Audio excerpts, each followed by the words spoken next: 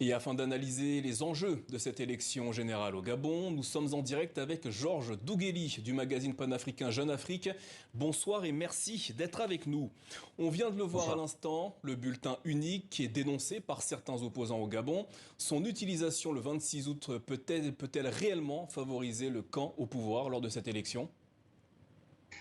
En tout cas, les opposants en sont convaincus. On n'est pas forcé de partager leur analyse. Une chose est certaine, c'est que ce bulletin unique, c'est trois rendez-vous en un, c'est-à-dire que c'est une élection, non, enfin, c'est trois élections qui devaient se dérouler à des dates différentes qui sont regroupées en un seul. Mais ce n'est pas un bulletin unique classique comme vos téléspectateurs pourraient se l'imaginer. C'est un bulletin unique qui regroupe des candidats d'un seul et même parti. C'est-à-dire que le chef de l'État sortant, pour prendre son exemple, aura sur ce bulletin les candidats à la députation et aussi les candidats au local. Ce qui entraîne forcément des conséquences en termes de choix, parce que l'électeur lambda qui choisit un candidat X aux législatives se retrouvera un peu obligé de voter pour le président et vice-versa. Il faut le relever dans une circonscription précise où le président n'est pas très populaire, je pense dans les provinces de l'Estuaire ou les provinces de l'Ogooué et Vindo, enfin l'Ogooué maritime, le président se retrouvera élu parce que l'électeur aura choisi de voter pour un candidat à la députation. C'est compliqué, mais c'est la réalité qu'on va observer pendant ce vote. Et ce qui nous fait dire que le principal enjeu de ce scrutin, ça sera aussi de voir si ce mécanisme qu'on vient de mettre en place, cette innovation, fonctionne ou pas. Alors justement, certains s'interrogent sur l'utilité de ce nouveau bulletin unique au Gabon. Le système de vote lors des derniers scrutins n'était-il pas satisfaisant? euh, Si on tient compte des résultats, de la contestation des résultats qui a duré presque 2 ans, de 2006 à 2018, on peut raisonnablement estimer que ce n'était pas satisfaisant. Bon, maintenant, toute la classe politique s'est réunie dans une assise qu'ils ont appelée la concertation. Au départ, l'opposition était d'accord pour instaurer un bulletin unique, sauf que quelques semaines après, le pouvoir a décidé de changer les choses et de revenir à un scrutin à un seul tour, ce qui a forcément changé l'équation. Et du coup, l'opposition s'est mise contre ce bulletin unique.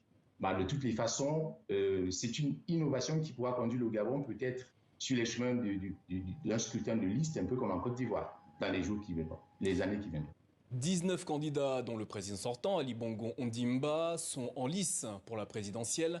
Après 14 ans à la tête du Gabon, le chef d'État ne risque-t-il pas de subir dans les urnes l'usure du pouvoir? Je ne sais pas si les choses se voient en ces termes-là, usure du pouvoir. Sur le plan personnel, les hommes politiques ne le sentent presque jamais. En tout cas, lui, il a montré de l'appétit, malgré l'AVC qu'il a subi en 2018. Il est revenu à, je dirais, peut-être la moitié de ses moyens physiques, mais il estime qu'il peut encore conduire ce pays et il demande à ses compatriotes de leur confier de nouveau leur destin pour 5 années de plus. Cette élection, l'autre enjeu que je voudrais partager avec vous, c'est la participation. Est-ce que les Gabonais se mobiliseront pour aller voter pour cette élection, pour ces candidats qui ont lié leur destin à travers ce bulletin unique? Si c'est le cas, eh bien, le parti au pouvoir, à mon avis, a beaucoup de chances de passer parce que en face, l'opposition est divisée. Elle a très peu de chances d'y arriver dans un scrutin à un tour, c'est connu au Gabon.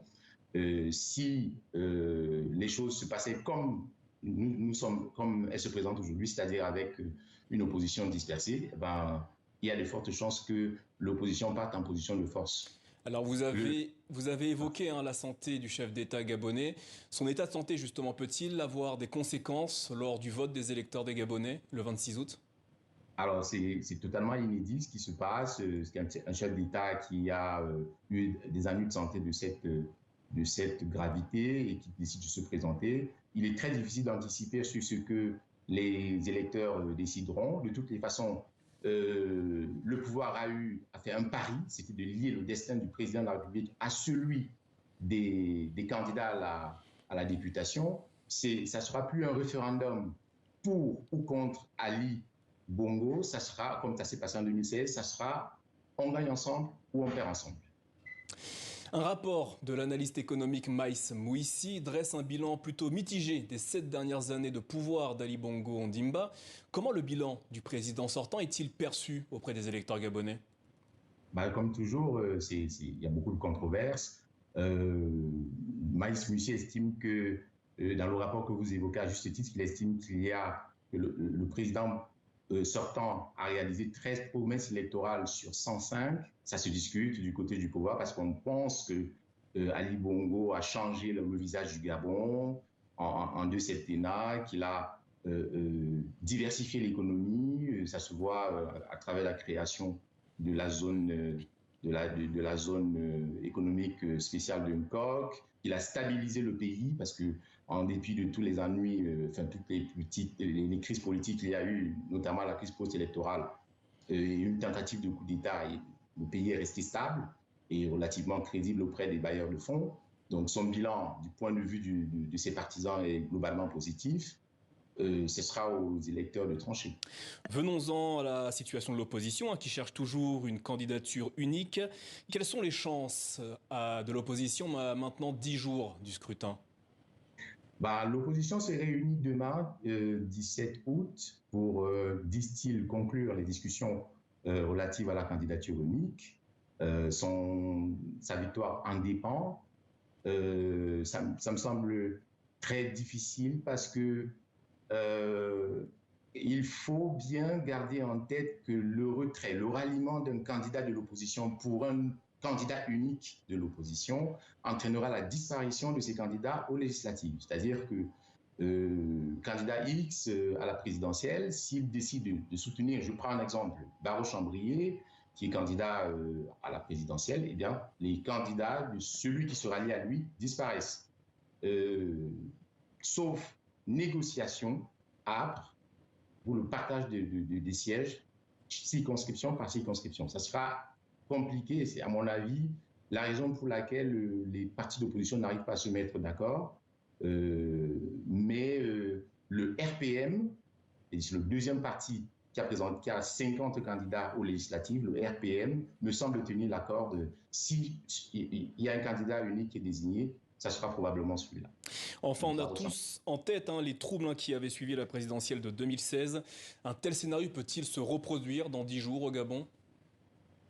Alors là, rien n'est prévu, n'est prévisible de ce point de vue-là.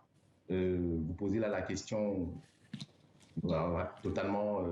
Je vous pose la question car il y a eu plusieurs initiatives, notamment gouvernementales, pour, entre guillemets, anticiper les violences lors des élections. Oui, alors ils ont travaillé pour que la plupart des caciques qui étaient partis, qui avaient quitté le parti au pouvoir, reviennent. Le président a usé un peu de la politique de la main tendue pour désamorcer par avance les tensions qu'on a pu observer en 2016. Maintenant, il y a une partie de l'électorat sur laquelle le parti au pouvoir n'a absolument aucun contrôle. Je pense à la ville de Port-Gentil, qui est par nature frondeuse et qui est souvent un lieu de départ de feu en termes de contestation électorale. Tout ce qu'il faut faire, c'est observer pour voir si les mêmes causes ne produiront pas les mêmes effets. Je note cependant, avant de conclure, qu'aujourd'hui, l'opposition a plus un problème de modalité, c'est-à-dire que c'est le bulletin unique qui fait problème. On ne parle pas de crainte à propos de la fraude. C'est déjà une évolution notable. Georges Dougueli, merci d'avoir répondu à nos questions ce soir, à 10 jours des élections générales au Gabon.